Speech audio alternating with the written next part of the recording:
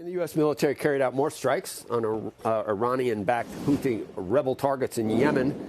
Tensions rising in the region, and geopolitical risks are front and center here at the World Economic Forum. And here to break it all down for us, let's bring in Fred Kempe, President and CEO of the Atlantic Council. He is also a CNBC contributor, and I don't remember, at least since I've been covering a two-front war at this point, potentially. That we've talked about. And certainly it's very strange that the Ukrainian situation has been going on for 2 years, and it's almost as if the U.S. economy or the global economy has been able to almost compartmentalize that in certain ways. And, oh, yeah, well, what's the Fed going to do instead of, what these people, they're laying it on the line every day over there. But then you throw in what's going on in the Middle East, and we realize we need to pay attention to these things. Well, it's so interesting you put it that way. So talking to CEOs, they want to talk about geopolitics. So half my conversation with CEOs this week is geopolitics. And then they're gloomy and they talk about the two-front war, and we can come back to that because I think we're at the beginning of an era, and the beginning of any era is really volatile. So 1945, 1962, think about the beginning of the post-World War II era, which ended with the Cuban Missile Crisis, but there was a lot of trouble in between, the building of the Berlin Wall, et cetera.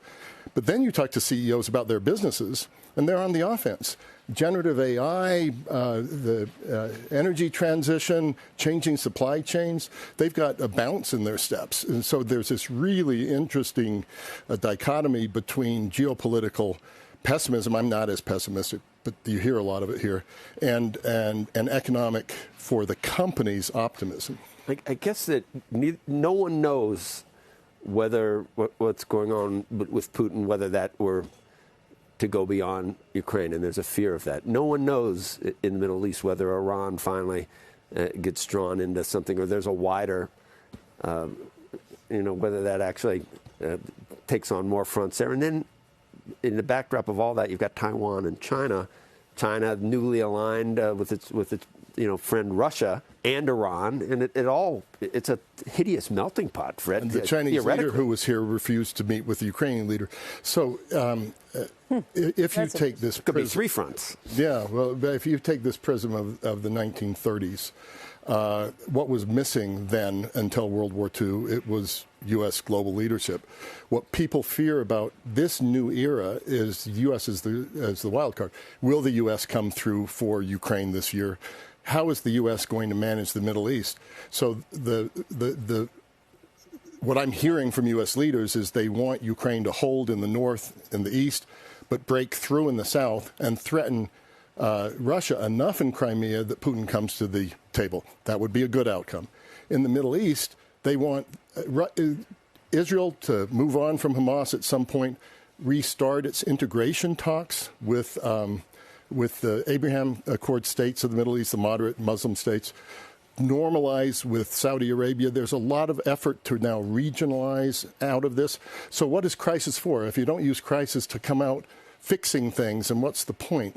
And so you can either be really gloomy and say this is the 1930s and it's going to lead to something even worse, or you can take the lead and shape it in a better direction. And my argument is we have agency in this, and I think the U.S. above all has to respond. And then the elephant in the room, or the large orange man in the room here in Davos is someone that might be much more isolationist than the Biden administration.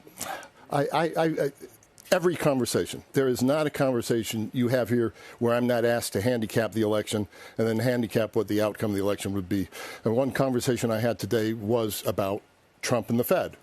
Certainly he's not going to keep Powell. He's going to put somebody. What about Trump in Ukraine? What about Trump in China? What about Trump in the Middle East? So Trump in Ukraine is a real danger, no doubt about it.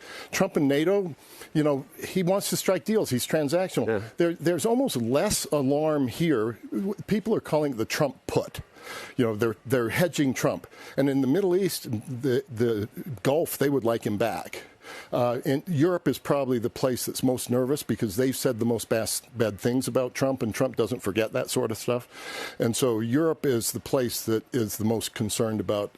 But people are saying it's a coin flip at this point here, 50-50 chance. Ben Smith thinks it's happening. Yeah. He thinks that the Davos consensus right now is that former President Trump becomes the president, and he says because it's the Davos consensus, so Ben was hoping he thinks it might actually be good for Biden. Yeah. So the Davos consensus in 2016 was Hillary Clinton. Right.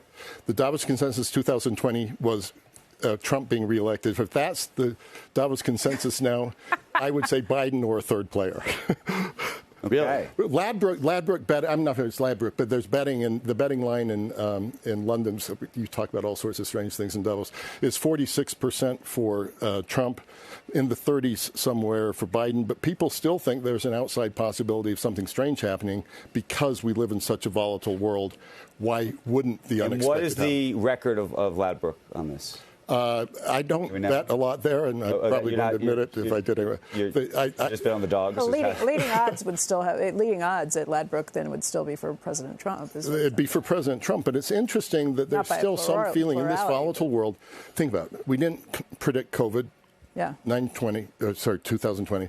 2022, we didn't predict Putin in Ukraine. We didn't predict Hamas. We didn't predict the Gaza war. Why shouldn't there be something unpredictable that happens in U.S. politics this year? Be nice if it was something good, or something not a pandemic, not a war, it'd be nice if peace would break out. Are you picking up?